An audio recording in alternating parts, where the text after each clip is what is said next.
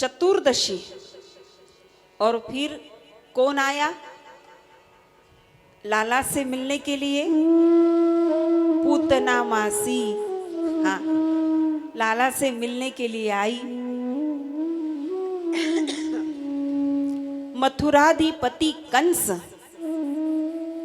उसके सामने मृत्यु मंडरा रही थी। अष्टभुजाधारी देवी के वो शब्द उसके कान में अभी तक थे, जैसे कि वैसे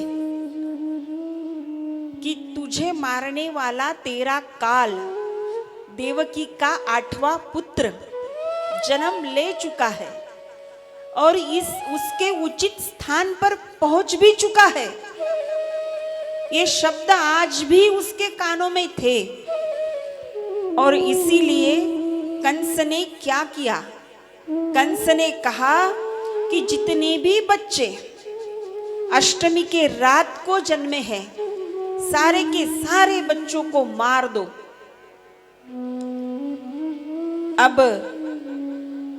जो गोकुल में नंद बाबा के यहाँ प्रकट हुआ था, उसको मारने की जिम्मेदारी कंस ने विशेष रूप से दी। कंस की मुंह बोली बहन थी राक्षसी, जिसका नाम था पूतना। हमने कल चरित्र सुना बलि राजा का। हमने आपको बलि राजा का परिचय भी बताया था कि प्रहलाद जी के पुत्र विरोचन और विरोचन का पुत्र बलि राजा। अब बलि राजा की पत्नी जिसका नाम है विंध्यावली और इन दोनों की पुत्री जिसका नाम है रत्नमाला। अब जैसे ही ये रत्नमाला आरती उतारती है वामन भगवान की,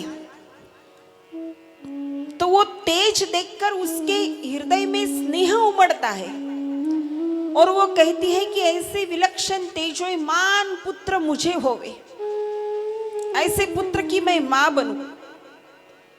लेकिन जैसे ही वामन भगवान बलि राजा के सिर पर अपना पैर रखते हैं, अपना चरण रखते हैं, तो वो कहती है ऐसा तेजोमान पुत्र अगर मुझे दिखा भी तो भी मैं मार डालूंगी उसको। और वही रत्नमाला आज दूसरे जन्म में राक्षसी पूतना, कंस की मुंह बोली बहन। और इसी कारणवश पूर्व जन्म में उसने संकल्प किया था कि इतना तेजोमान अगर मुझे कोई बच्चा भी दिखे तो भी मैं उसे मार डालूंगी। और ये संकल्प उसने किया था पिछले जन्म में, पूर्व जन्म में, और इसीलिए दूसरे जन्म में उस संकल्प पूर्ति के कारण कंस ने उसे बुलाया और कहा कि हाँ पुतना, तुम्हें जाना है गोकुल नंद बाबा के घर, और वहां पर 2-4 दिन हो गए एक लाला प्रकट है, बस आपको वहां तुम्हें जाना है और उसे मारना है। वो क्या कहती है? हाँ भैया, आप तनिक भी चिंता मत करो, मैं तो इतनी बड़ी राक्षसी हूँ, 4 दिन का बच्चा ही तो मुझे मारना है। आप किस बात की चिंता मत करो, आपका काम पूरी तरह करके आऊंगी, वचन देती हूँ आपको, वो बच्चे को मार कर ही आऊंगी मैं। हाँ, मैंने आज कितने बड़े बड़े को मार डाला, लेकिन वो पूतना मौसी को क्या मालूम कि जितने बड़े बड़े को मार डाला था उसने आज तक वो सब बड़ों का ये अकेला ही हाँ बाप है, ये उसे कैसे पता। तो जाती है एक स्त्री का वेश धारण करके। अब जैसे ही जाती है, पहुंचती है नंद बाबा के घर, तो माँ जसोदा को कहती है कि अरे हम तो दोनों बचपन की सहेलियां हैं और तूने मुझे पहचाना नहीं।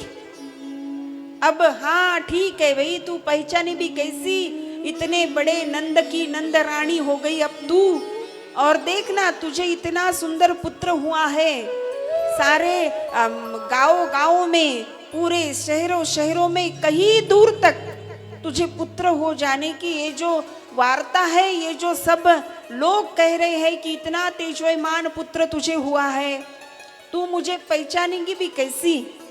तो माँ जसोदा सीधी सरल सुस्वभावी सुशील, तभी तो भगवान श्री कृष्ण ने उन्हें नियुक्त किया था, हाँ, अपनी माँ बनाने के लिए। तो माँ कहते हैं कि हाँ, अरे पहले आओ, भीतर तो आओ, तेरा आओ भगत तो करूं, बाद में बताना कि तू कौन है। तो बातों बातों में पता चलता है कि अरे हम देखो बचपन में वो कैसे झूलती थी, वो पेड़ के साथ, वो कैसे खेलती थी ओटले पर। ये सब कुछ तो अक्सर सबके बचपन में होता ही है। माँ जसोदा को ऐसा लगता है कि हाँ, होगी मेरी कोई बचपन की सखी यहाँ पर आई। तो माँ कहती हाँ भाई, अच्छा हुआ तू आई, इतने दूर से आई, तुझे मेरी कितनी चिंता। माँ तो एकदम सीधी सरल भोली भाली, हाँ। माँ कहती है हाँ, इतनी चिंता, तू मेरे लाला को देखने के लिए आई, मुझे लाला हुआ लेकिन तुझे कितनी खुशी हुई, हाँ। माँ कहती है अब आई तो सखी इतनी दूर से, अब इतने दिनों के बाद मिलना हुआ, तो माँ सोचती है अच्छी तरह उसका आओ भगत करूं मैं। तो माँ अंदर जाती है, क्या कुछ उसके लिए भोजन बनाना है, भोजन में कुछ व्यंजने बनाने हैं। तो माँ अंदर चली जाती है और जैसे ही ये पूतना, ये जो भी आई है जसोदा माँ की सहेली बनकर, सखी बनकर, ये राक्षसी देखती है कि पलने के पास अब कोई नहीं है और यही अवसर है, यही मौका है। तो क्या करती है वो, देखती है इधर उधर कोई नहीं है। अब माँ तो कह के गई है कि देख, ध्यान देना, मेरा लाला यहाँ पर सो रहा है, ध्यान देना। अब मासी हंसती है और मासी कहती है कि हाँ, मैं उसी की तरफ तो ध्यान देने के लिए आई हूँ, तू जा पहले तेरा काम निपटा करा, हाँ। तो जैसे ही माँ चली जाती है, देखती है इधर उधर कोई भी नहीं है और यही मौका है, न जाने बाद में मुझे मौका नहीं मिलेगा। तो पलने के पास आती है और जो सो रहे थे तेजोयमान नीलमणि, उस तेजोयमान नीलमणि को छूकर अपनी गोदी में बिठलाती है और अपने स्तन को विष लगाकर आई थी, जहर लगाकर आई थी, और जैसे ही अपने गोदी में बिठलाती है तेजोयमान नीलमणि को और दुग्ध पान शुरू करती है, उसे दूध पिलाती है। अब जैसे ही लाला दूध पीना शुरू करते हैं, दूध पीना आरंभ करते हैं, तो दर्द होता है, दुख होता है, यातनाएं होती है। तो पूतना सोचती है कि मेरे साथ ये क्या हो रहा है, मेरे साथ ये क्या हो रहा है। एक तो पहली बात, लाला की आंखें बंद थी, हाँ। लाला ने, तेजोयमान नीलमणि कन्हैया प्रभु ने आंखें बंद कर दी थी। क्यों? क्योंकि सबसे पहले अब तो बहुत से विद्वानों ने, संतों ने बहुत बड़े कारणों की लिस्ट यहाँ पर बताई है, बहुत बड़ी लंबी वजह यहाँ पर बताई है, लेकिन दो वजह ऐसी है प्रमुख वाली कि सबसे पहले तो समुद्र मंथन से जो विष बाहर आया था, तो वो महादेव ने सेवन किया था। तो लाला कहते हैं महादेव, मेरा काम तो दूध पीना है, लेकिन अब बारी आई है जहर पीने की, जहर पीना मेरा काम नहीं है, आपका काम है, तो ये आपको पीना पड़ेगा भोले बाबा, ऐसी विनती करते हैं, इसलिए आंखें बंद है। और दूसरी वजह ये है, दूसरा कारण ये है कि एक स्त्री होकर भी, पूतना राक्षसी क्यों न हो, लेकिन एक स्त्री है, और एक स्त्री का सबसे बड़ा सौभाग्य होता है अपने पुत्र हो या पुत्री, अपने संतान को दुग्ध पान कराना। ये स्त्री के जीवन में सबसे बड़ा मौका होता है, सबसे सुंदर अवसर होता है। बल्कि जब तक स्त्री ये करती नहीं, तब तक उसे स्त्री होने का कुछ भी समाधान नहीं मिल पाता। और इसीलिए एक स्त्री होकर भी एक बच्चे को दूध पिलाना वो स्त्री का धर्म है, माँ का धर्म है। लेकिन उसी दुग्ध पान का मतलब षड्यंत्र, उसका कट, और उसने ऐसा रचाया कि माँ के धर्म का ही उस पुतना राक्षसी ने फायदा उठाया। ऐसे बोलेंगे यहाँ पर कि माँ बनकर आई। अब दूध पिलाना तो माँ का ही काम है ना। माँ बनकर आई, दूध पिलाने के लिए आई, लेकिन उसका उद्देश्य था बच्चे को मारना। और एक स्त्री जब अपने बच्चे को मारने का सोचती है, तब भगवान उससे रुष्ट हो जाते हैं। भगवान उसकी तरफ देखते भी नहीं, भगवान अपनी आंखें बंद कर देते हैं। हाँ, इसीलिए पंडाल में जितनी भी माताएं यहाँ पर बैठी है, हमारा व्यासपीठ की ओर से सभी को नम्र निवेदन है कि आपके भ्रूण में, आपके पेट में स्त्री का भ्रूण हो, हाँ, पुत्री का भ्रूण हो या पुत्र का भ्रूण हो, उसे निकालने का कुकर्म कभी आप मत करना। हाँ, आज हम खुद को एजुकेटेड कहते हैं, हम खुद को क्वालिफाइड कहते हैं, लेकिन इसी विज्ञान का प्रयोग करके आज हम हमारे पेट में पता लगाते हैं कि क्या है, लड़का है या लड़की है, पुत्र है या पुत्री है। अच्छा, बेटी का भ्रूण है तो चलो फिर निकाल दो, हाँ चलो फिर फेंक दो उसे, क्योंकि हमें कुल दीपक चाहिए। हाँ, हमें बेटी नहीं चाहिए। यही तो हुआ। हाँ, जो आज से 40 साल पहले पीछे जाओगे तो ये पीछे वाले 40-45 साल में यही तो हुआ। हमें कुल दीपक चाहिए, हमें कुल दीपक चाहिए। हाँ, क्यों बेटियां कुल दीपक नहीं बन सकती, बेटियां कुल की दीपिका नहीं बन सकती। उपस्थित देवियों और सज्जनों, एक बात जरूर सुन लो, आपका बेटा एक कुल का दीपक हो सकता है, आपका पुत्र एक कुल का उद्धार कर सकता है, लेकिन बेटी अपने साथ 3 कुल का उद्धार करती है। 3 कुल का, एक अपने मैके का कुल, दूसरा अपने ससुराल का कुल, और तीसरा उसके मामा का। हाँ, नाती किसकी है, भांजी किसकी है, आप भतीजे किसके हो, हाँ भतीजी किसकी है। हाँ, और हम बेटी को कहते हैं कि बेटिया कुल दीपिका नहीं बन सकती। आज ऐसा कोई भी क्षेत्र नहीं जिस क्षेत्र में बेटियां नहीं है। हाँ, अरे ये तो एक बेटी के कारण ही ये हो पाया कि एक ज्ञानेश्वरी आरवी से आकर गढ़चिरौली में आपको कथा सुन पा रही है। ये एक बेटी के कारण ही हुआ, एक स्त्री के कारण ही हुआ। हाँ, सावित्रीबाई फुलेंनी पुण्यामधल्या शनिवार वाड्यात जर मुलींची पहिली शाळा सुरू केली नसती महाराज, तर ही ज्ञानेश्वरी कदाचित गडचिरोलीत येऊन कथा सांगू शकली नसती। हाँ,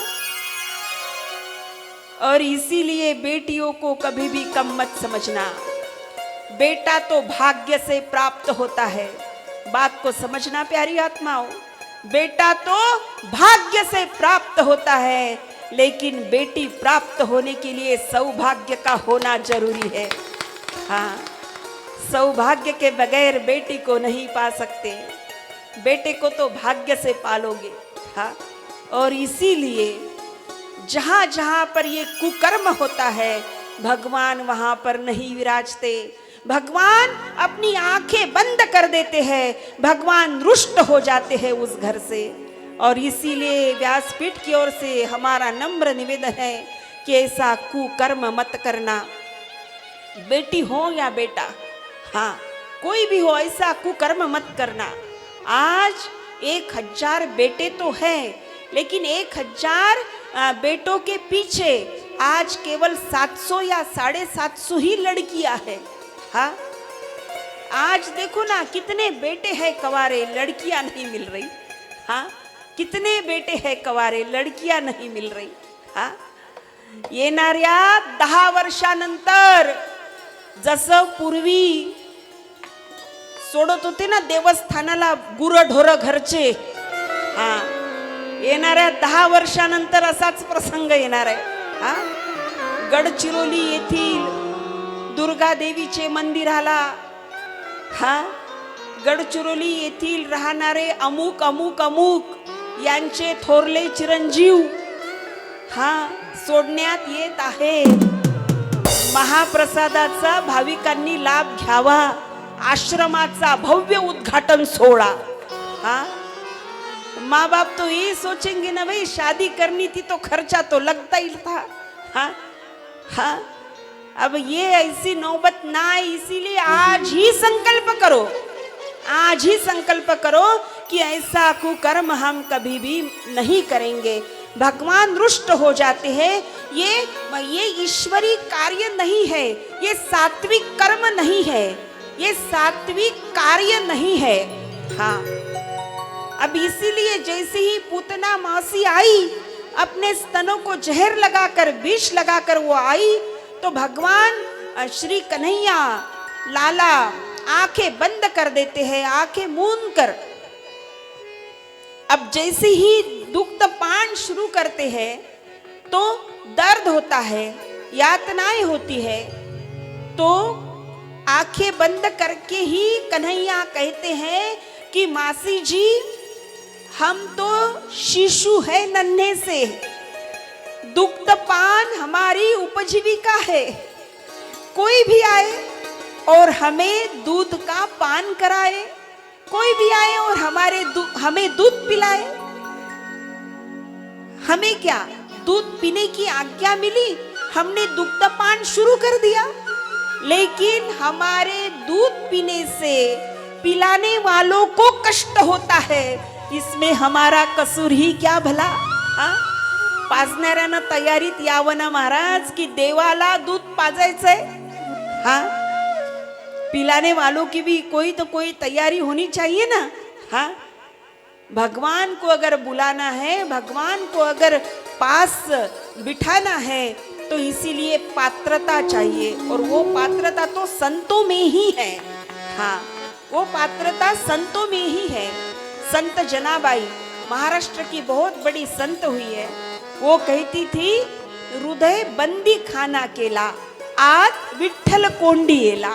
हाँ, वो कहती थी. हाँ, गोबर के उपले बनाती थी. हाँ, गोबर के कंडे बनाती थी. लेकिन जैसे ही कबीरदास जी महाराज उसको उसकी सहेलियों के साथ झगड़ते हुए देखते हैं, तो नामदेव जी के पास तकरार करते हैं उसकी कि ये जनाबाई, ये कितनी झगड़ालू है, ये झगड़ रही है. लेकिन किस बात का झगड़ा, ये देखने के लिए नामदेव जी आते हैं. तो नामदेव जी को जनाबाई बताती है कि इतनी सारी गोबर के उपले मैंने बनाए और ये मेरी सहेलियों ने बनाए. तो मेरी सहेलियां कहती हैं कि तूने हमारे चुरा कर तेरे हिस्से में रख दिए. अब क्या होता था, जनाबाई अकेली नहीं बनाती थी, विठ्ठल नाथ जी भगवान जनाबाई के साथ काम करते थे. अब 2 हाथों का काम या 4 हाथों का काम, फर्क तो गिरेगा ही ना, फर्क तो पड़ेगा ही ना. अब क्या करे, सहेलियां सोचती थी कि ये तो अकेली है और इतना बड़ा काम करती है अकेली होकर. तो अचरज में पड़ गए कबीर जी महाराज. तो नामदेव जी महाराज कबीर जी महाराज को लेकर आए और कहते हैं, जनाबाई कहती है कि सारे के सारे उपले मिला दो एक साथ.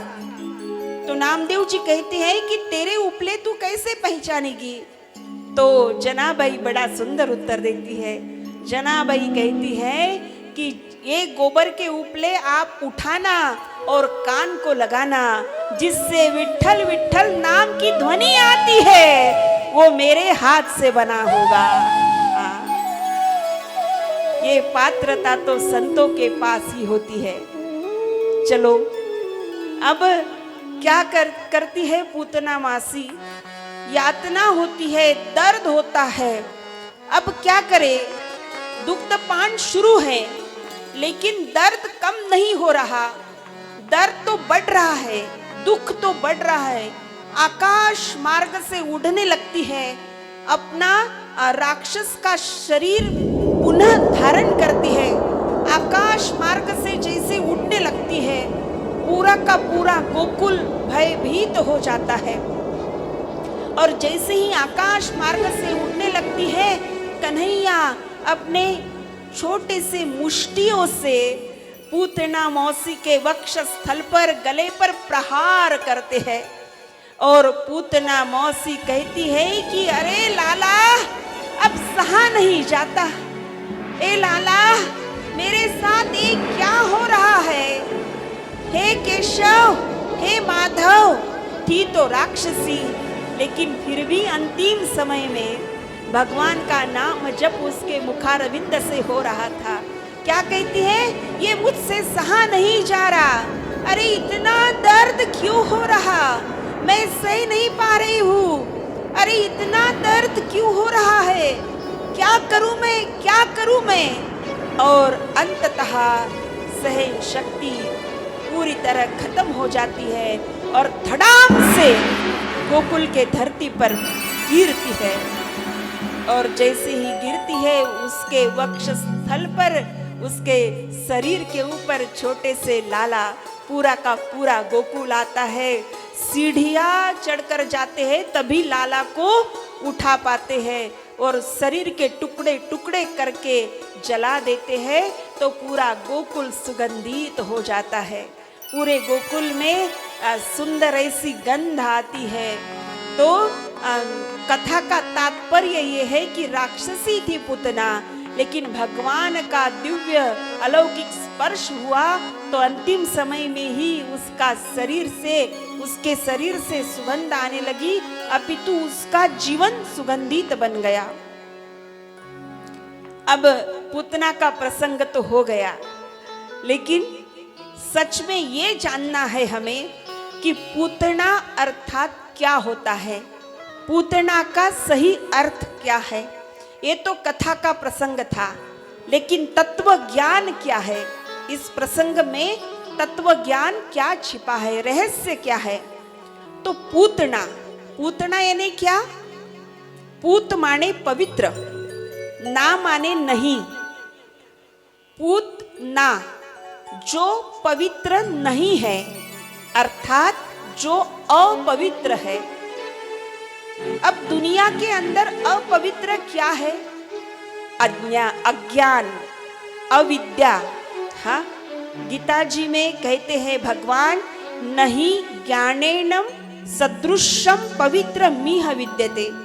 इस जगत के अंदर अगर पवित्र कोई है तो वो है विद्या।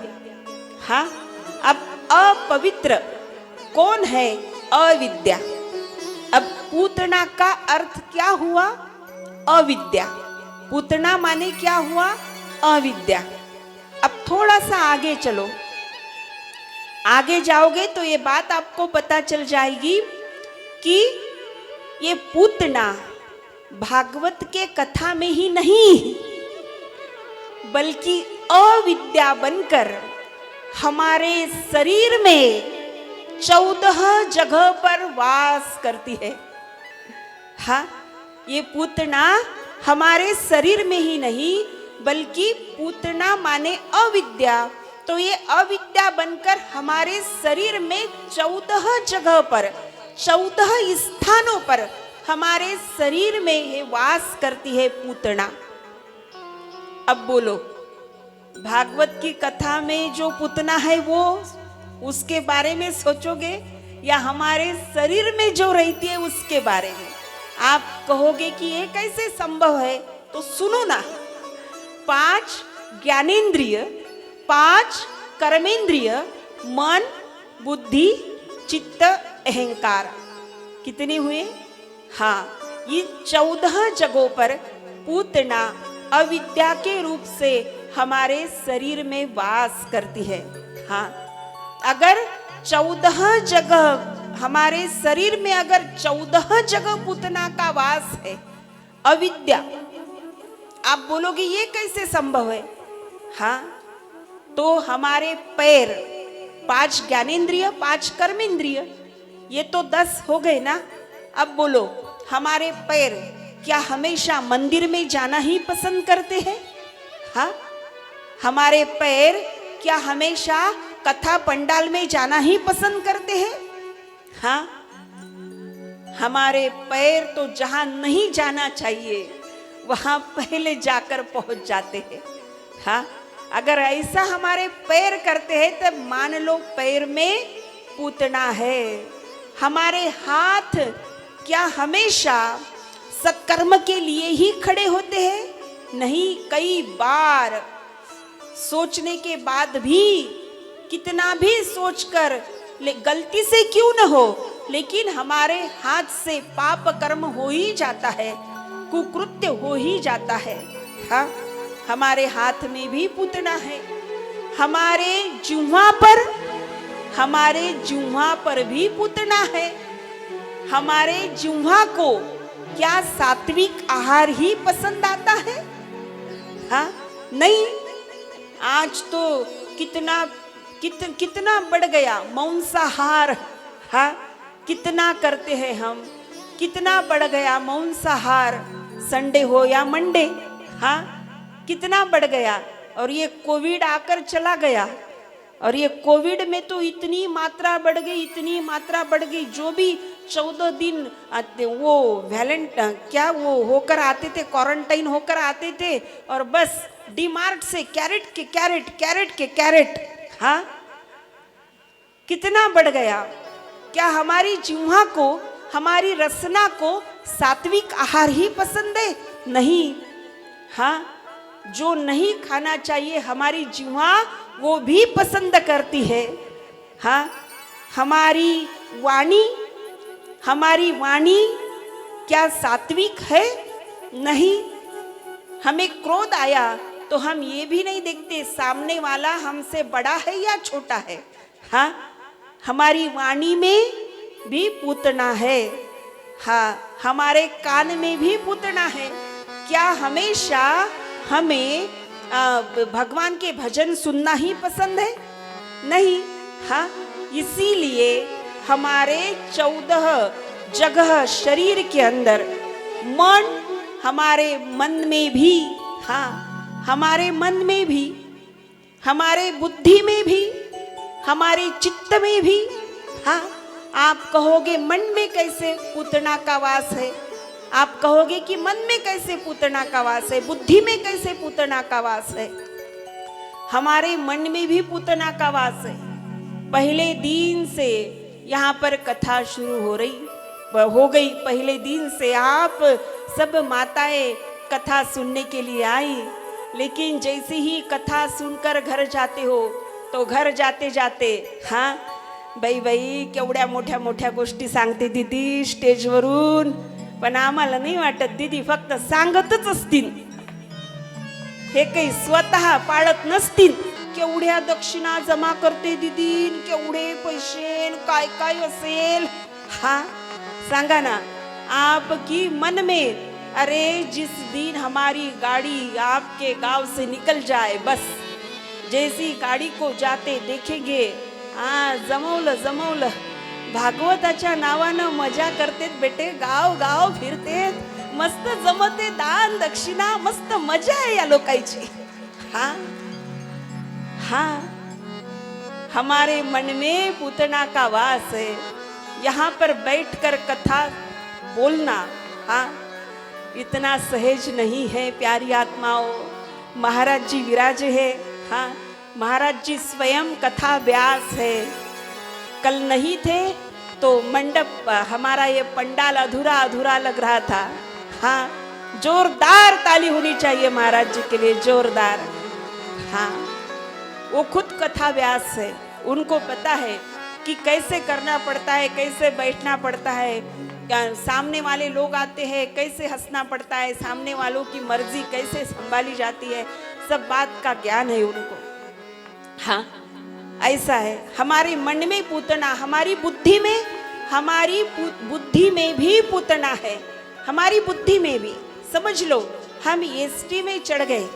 एसटी समझते हो ना एसटी? हाँ, हम एसटी में अगर चढ़ गए और बैठ गए, एक बेंच के ऊपर हमारी सीट लेकर बैठ गए, और हमारे सामने जैसे ही हमारे सामने वाले बेंच पर एक 22-23 साल का लड़का एक 18-19 साल के लड़की के साथ आकर बैठता है, हाँ, जैसे ही हम बस में बैठते हैं हमारी सीट लेकर और हमारे सीट के सामने बस एक 22-23 साल का लड़का एक 18-19 साल की लड़की के साथ आकर बैठता है, हाँ, हम क्या सोचते हैं, कहाँ से आए होगे ये दोनों, कॉलेज से आए होगे क्या, हाँ, यांच्याजवळ तर बॅगा दिसत नाही, हे चालले कुठून असन, आले कुठून असन, घरच्यांना माहित असन काय,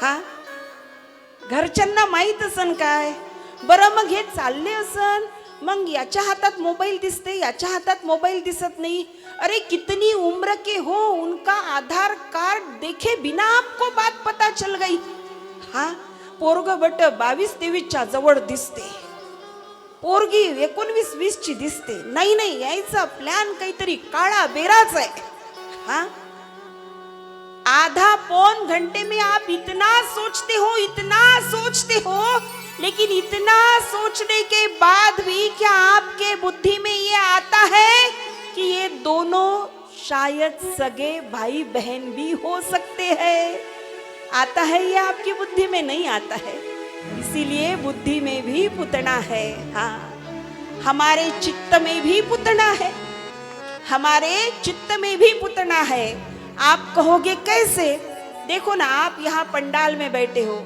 सिद्धांत समझाने के लिए बहुत दूर जाने की जरूरत नहीं है, सिद्धांत का दृष्टांत अपने पास ही मिल जाता है।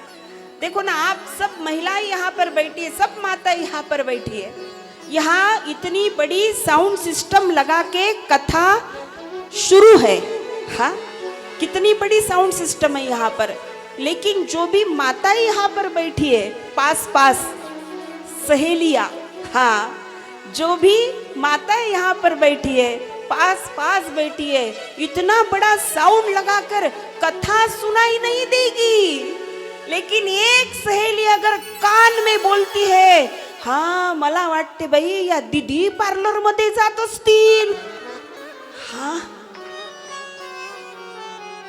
तो इतनी बड़ी साउंड सिस्टम लगाकर जो भी कथा सुनाए रहे हैं वो नहीं सुन पा रहे, हाँ, हमारे मन बुद्धि चित्त और अहंकार का क्या कहना महाराज, अहंकार तो खुद पुतना का प्रादुर्भाव है, हाँ, अहंकार तो खुद पुतना का प्रादुर्भाव है, इसीलिए हमारे शरीर में 14 जगह पुतना का वास है, पुतना निवास करती है, और इस पुतना को अगर मारना चाहते हो तो गुरु के शरण में आ जाओ, सद्गुरु के शरण में आ जाओ, गुरुदेव श्री दत्त प्रभु के शरण में आ जाओ, चक्रधर स्वामी गोविंद प्रभु जी के शरण में आ जाओ, हाँ, इस पुतना को अगर कथा में जो पुतना है वो तो कथा व्यास जी मार ही देंगे, हाँ, अब आपको अगर अपने शरीर के अंदर बिठाई है जो पुतना बैठी है और जम के बैठी है, आपको छोड़ना नहीं चाहती, अगर उस पुतना को मारना चाहते हो तो गुरु के शरण में आ जाओ, जब तक सद्गुरु से ज्ञान, गुरु के पास से ज्ञान आपको नहीं प्राप्त होगा, हाँ, गुरु अति आवश्यक है, हाँ, गुरु अति आवश्यक है, ऐसा नहीं है कि गुरु नहीं तो फिर हम क्या जीवन जी नहीं सकते, ऐसा नहीं है, लेकिन अब जब आप गुरु के शरण में जाते हो और गुरु ने बतलाए मार्ग पर आप चलते हो तो जीवन का स्वाद, हाँ, जीवन की रुचि एक नए ढंग से बढ़ती है, और इसीलिए जीवन में गुरु जी ने बतलाया हुआ ज्ञान होना अति आवश्यक है, जीवन में गुरु जी के शरण में जाना ये अति आवश्यक है, अति आवश्यक है। जो हवाई जहाज चलाता है ना, वो पायलट जिसे आप कहते हो, वो तो पूरी शिक्षा लेकर बैठता है ना, पूरा ट्रेनिंग वेनिंग करके बैठता है ना हवाई जहाज चलाने के लिए, लेकिन फिर भी उस हवाई जहाज में एक यंत्र रहता है, भूगोल की भाषा में उस यंत्र को होका यंत्र कहते हैं, दिशा दर्शक यंत्र, हाँ, और वो कितना भी पढ़ा लिखा हो, कितनी भी ट्रेनिंग उसने की हो, लेकिन फिर भी अगर वातावरण अगर बदल जाए, मौसम अगर बदल जाए, तो होका यंत्र, वो दिशा दर्शक यंत्र जो दिशा दिखाता है, उसी दिशा से वो हवाई जहाज चलाता है महाराज। हाँ, इसीलिए जीवन में गुरु का होना अति आवश्यक है। कितना भी ज्ञान सुनोगे, लेकिन गुरु अगर नहीं होगे, हाँ, आपको तो पता है, आपको तो पता है कि अगर 2 दिन का टेम्परेचर अगर आए तो पहले पैरासीटामोल लेते हैं, बाद में क्रोसिन लेते हैं, हाँ, लेकिन फिर भी बात नहीं बनी तो हॉस्पिटल तो जाना पड़ता है ना, हॉस्पिटल तो जाना पड़ता है। और बाद में वो बताते हैं, डॉक्टर आपको पर्ची पर लिख देते हैं, हाँ, कि ब्लड आपको चेक करना पड़ेगा, ये WBC, RBC सब सब सब कुछ चेक करना पड़ेगा। तो बाद में आपको पता चलता है। हाँ, जब तक आप क्रोसिन और पैरासीटामोल खाते रहेंगे तब तक बात पता नहीं चलती।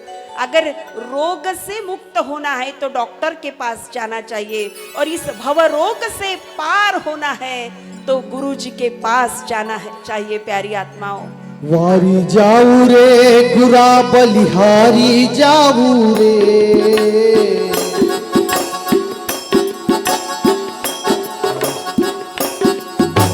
वारी जाऊ रे गुरा बलिहारी जाऊ रे, वारी जाऊ रे गुरा बलिहारी जाऊ रे, मारा सतगुरु आंगन आया मैं वारी जाऊ रे, आंगन आया मैं वारी जाऊ रे, वारी जाऊ रे गुरा बलिहारी जाऊ रे, वारी जाऊ रे गुरा बलिहारी जाऊ रे, मारा सतगुरु आंगन आया मैं वारी जाऊ रे, मारा सतगुरु आंगन आया मैं वारी जाऊ रे।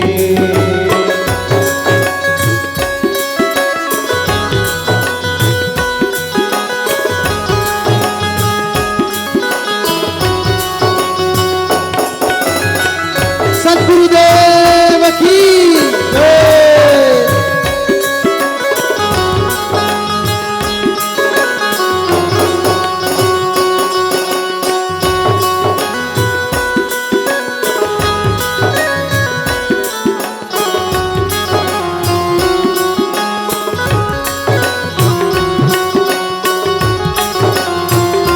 जय हो।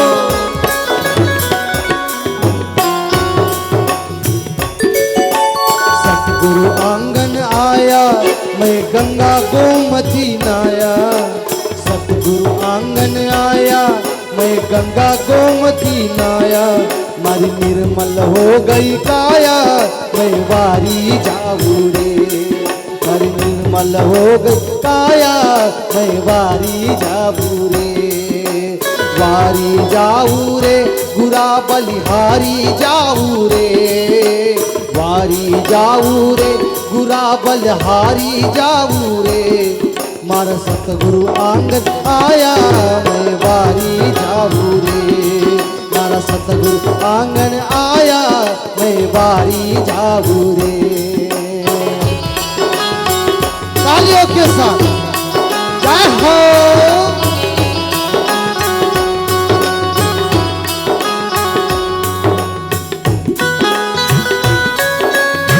तालियों के साथ श्री गुरुदेव की जय।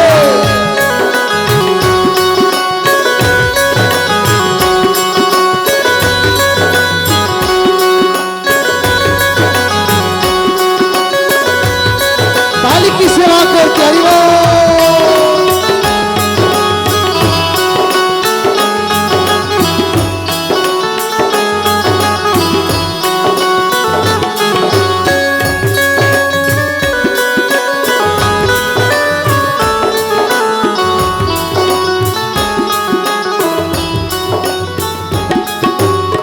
गुरु दर्शन दीना मर भाग उदय कर दीना, सतगुरु दर्शन दीना मर भाग उदय कर दीना, मार कर्म धर्म का चीना हर कर्म धर्म सब चीना मैं वारी जाऊ रे, वारी जाऊ रे बुरा बलहारी जाऊ रे, वारी जाऊ रे बुरा बलहारी जाऊ रे।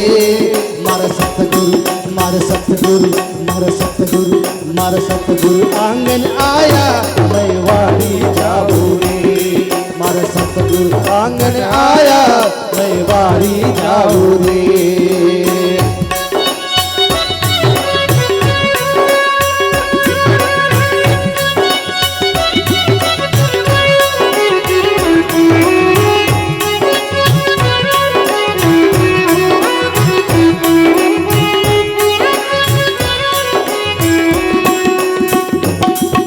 सत्संग बन गई भारी थे कावो मंगलाचारी, सत्संग बन गई भारी थे कावो मंगलाचारी। मारी खुल हृदय बारी मैं वारी जाऊ रे, वारी जाऊ रे बुरा बलहारी जाऊ रे, वारी जाऊ रे बुरा बलहारी जाऊ रे। मार सतगुरु मार सतगुरु मार सतगुरु आंगन आया मैं वारी जाऊ रे, मार सतगुरु आंगन आया मैं वारी जाऊ रे। सतगुरुदेव की